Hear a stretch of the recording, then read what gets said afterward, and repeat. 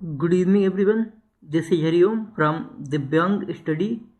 तो आज हम आपको पढ़ाएंगे यूनिट नंबर 5.1 BIMD यानी कि visual impairment with multiple disability, या उसे दूसरी भाषा में बोलते हैं BIAD यानी कि visual impairment with additional disability. और पेपर का नाम है identification of children with visual impairment and assessment of needs, यानी कि दृष्टिबाधित बच्चों की पहचान एवं उनकी आवश्यकताओं का आकलन। तो first we discuss what is BIMD यानी कि visual impairment with multiple disability क्या होता है। यानी कि विजुअल इम्पेयरमेंट का मतलब हो गया दृष्टिबाधित, और मल्टीपल डिसेबिलिटी का मतलब हो गया बहुविकलांग, यानी कि ऐसे बच्चे जो दृष्टिबाधित होने के साथ साथ, ठीक है, उन्हें अन्य कोई विकलांगता हो, या इसे BIAD बोलते हैं, visual impairment with additional disability, यानी कि दृष्टिबाधिता के साथ साथ कोई अतिरिक्त विकलांगता हो। तो इसको हम इस प्रकार से डिफाइन कर सकते हैं कि ऐसे बच्चे या ऐसे विद्यार्थी या ऐसे व्यक्ति जिनको दृष्टिबाधिता के साथ साथ कोई अन्य विकलांगता हो, तो उन्हें हम दृष्टिबाधिता के साथ अन्य विकलांगता वाले बच्चे कहते हैं, या उन्हें हम BIMD यानी कि visual impairment with multiple disability या BIAD यानी कि visual impairment with additional disability कहते हैं। एक बार अगेन आई एम रिपीटिंग, मैं रिपीट कर रहा हूँ। ऐसे व्यक्ति या ऐसे विद्यार्थी या ऐसे बच्चे जिन्हें दृष्टिबाधिता के साथ साथ अन्य कोई विकलांगता है, तो उन्हें हम दृष्टिबाधिता के साथ साथ अन्य विकलांगता वाले बच्चे या visual impairment with multiple disability वाले बच्चे या विद्यार्थी कहते हैं।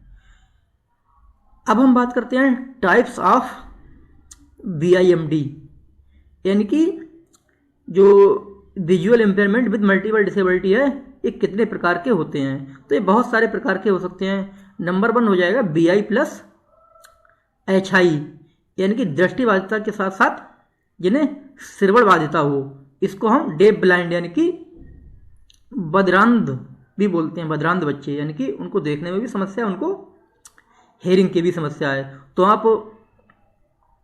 इसको डिफाइन कर सकते हो अपने शब्दों में, ठीक है।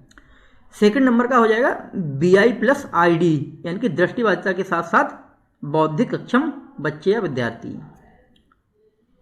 थर्ड नंबर का हो जाएगा BI प्लस ASD, यानी कि दृष्टिबाधिता के साथ साथ ऑटिज्म स्पेक्ट्रम डिसऑर्डर वाले विद्यार्थी या बच्चे।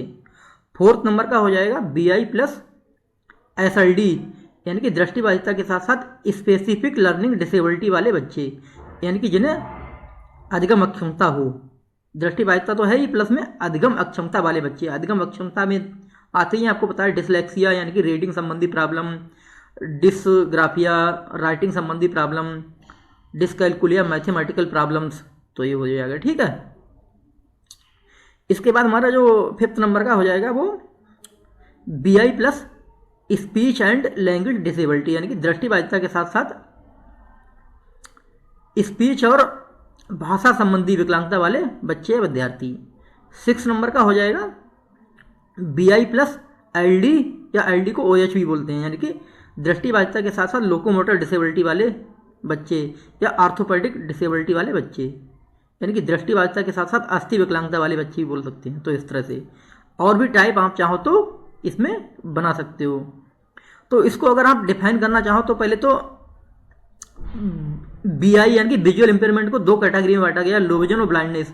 तो RPWD एक्ट 2016 के अनुसार BI को 2 कैटेगरी में बांटा गया है ना, एक लो विजन और एक ब्लाइंडनेस, उनको अलग अलग डिफाइन किया गया है। तो दोनों को आप, ठीक है, मतलब लो विजन को भी डिफाइन कर देना और ब्लाइंडनेस को भी डिफाइन कर देना। इसके बाद आप जितनी जो अलग अलग जो डिसेबिलिटी बताई गई हैं, BI प्लस मतलब HI, तो आप HI को डिफाइन कर देना, ठीक है, RPWD एक्ट के अनुसार 2016 के अनुसार, और ID को डिफाइन कर देना, या अपने शब्दों में अर्थ लिख देना, बौद्धिक अक्षम बच्चे होते हैं। ऑटिज्म स्पेक्ट्रम डिसऑर्डर को डिफाइन कर देना, ठीक है। SLD स्पेसिफिक लर्निंग डिसेबिलिटी, यानी कि अधिगम अक्षमता को प्रभावित कर देना, ठीक है। स्पीच एंड लैंग्वेज डिसेबिलिटी, यानी कि भाषा और वाणी विकार को भी आप डिस्क्राइब कर देना या परिभाषित कर देना। इसके बाद आप लोकोमोटर डिसेबिलिटी को भी परिभाषित कर देना, यानी कि अस्थि विकलांगता को भी परिभाषित कर देना। अब बात करते हैं characteristics of children with BIAD, यानी कि visual impairment with additional disability, यानी कि दृष्टिबाधिता के साथ साथ अतिरिक्त विकलांगता वाले जो बच्चे होते हैं उनके कुछ गुण बताए गए हैं। तो according to Sharma and Mishra in 2005 इन्होंने निम्नलिखित विशेषताएं बताई हैं इन बच्चों की। शर्मा और मिश्रा 2005 में दृष्टिबाधिता के साथ साथ बहुविकलांगता वाले बच्चों की कुछ विशेषताएं निम्नलिखित बताई गई हैं या हो सकती हैं। तो इसमें नंबर फर्स्ट हो जाएगा problem in language and communication, यानी कि संप्रेषण और भाषा में बहुत समस्या होती है। तो उसको आप, हमने हेडिंग बता दी, इसको आप अपने शब्दों में इलेबोरेट कर देना या मतलब डिस्क्राइब कर देना। सेकंड हो जाएगा problems in orientation and mobility, यानी कि अनुस्तुति ज्ञान एवं चलछुलता में समस्या। थर्ड नंबर का हो जाएगा प्रॉब्लम इन कॉन्सेप्ट डेवलपमेंट और जनरलाइजेशन, यानी कि अवधारणा विकास में एवं सामान्यीकरण में समस्या। किसी भी चीज़ का कॉन्सेप्ट बनाने में इसको समस्या होती है, इनको समस्या होती है इन बच्चों को, दृष्टिबाधिता के साथ साथ बहुविकलांगता वाले बच्चों को।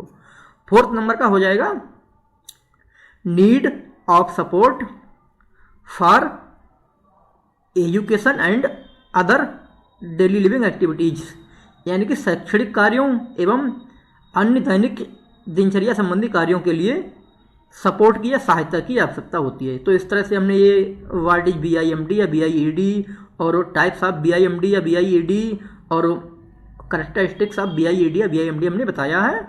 और इसमें अगर मीनिंग पूछे या डेफिनेशन पूछे तो वही होगा, अपने शब्दों में आप बता देना, ठीक है। जिसका भी टॉपिक जो सर ने दिया है तो वो अपना आप लिख सकते हो, चाहे वो डेफिनेशन पूछे मीनिंग पूछे, अपने शब्दों में लिख दोगे ना तब भी आपको मार्क्स मिल जाएंगे। तो इस वीडियो के बारे में अपना फीडबैक और सजेशन कमेंट बॉक्स में या हमारे मोबाइल नंबर पे या जो भी स्टूडेंट्स हमसे क्लास में मिलते हैं वहाँ भी अपना फीडबैक और सजेशन दे सकते हैं। और बाकी इस वीडियो को अपने जो एजुकेशनल ग्रुप हैं, जो बच्चे स्पेशल बीएड कर रहे हैं दृष्टिबाधिता से, यानी कि बीएड इन दृष्टिबाधिता विभाग या एमएड इन दृष्टिबाधिता विभाग या डीएड इन दृष्टिबाधिता विभाग कर रहे हैं, तो इनके लिए टॉपिक बहुत ही इंपॉर्टेंट रहने वाला है। तो इस यूट्यूब चैनल को सब्सक्राइब कीजिए, इस वीडियो को लाइक कीजिए और कमेंट बॉक्स में अपना फीडबैक और सजेशन जरूर दीजिएगा। और मैं अपना मोबाइल नंबर एक बार बोल दे रहा हूँ, मेरा नाम है हरिओम और मोबाइल नंबर है 9759328062, 9759328062, 9759328062, 9759328062। तो thank you for watching this video.